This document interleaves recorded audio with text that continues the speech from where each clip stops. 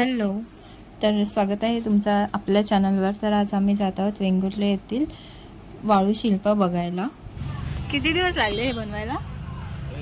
9 वाळूशिल्प बनवायला 9 दिवस लागले आणि स्टोन आर्ट आहे ते एका दिवसात कंप्लीट। आणि एका चित्राला तरी किती वेळ लागतो पडायला कंप्लीट? एक चित्र कंप्लीट होतं। 3ला बनवायला घेतलं तर जवळजवळ 6.5-7 ला कंप्लीट।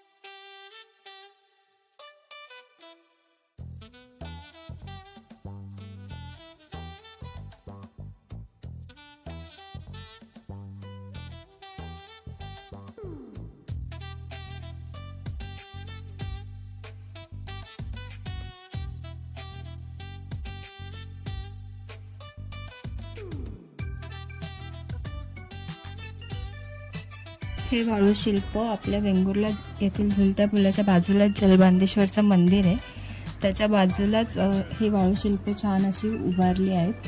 सो एकदा जाऊन नक्की भेट देऊन या आणि सोबत तुमच्या लहान मुलांना सुद्धा घेऊन जा, त्यांना सुद्धा हे नक्की आवडतील।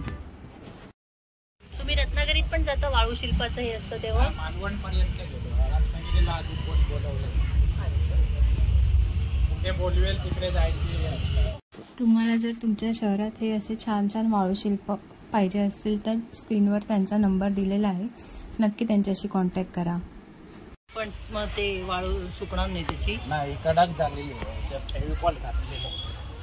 अच्छा, म्हणजे त्याचं काय होणार नाही तसं? पाऊस मी म्हटलं कारण मला वाटलं ती वाळू सुकली की ती उडून जाईल ना, म्हणून ते पहिला ओल्या मातीचं करतो, नंतर मग त्याच्यावर फेविकॉलचं 2 वेळा वॉश करतो, मग कडक होतो। अच्छा, पाऊस जरी 3 वेळा जरी पडला ना त्या दिवशी लागला तर काही होणार, काही होत नाही।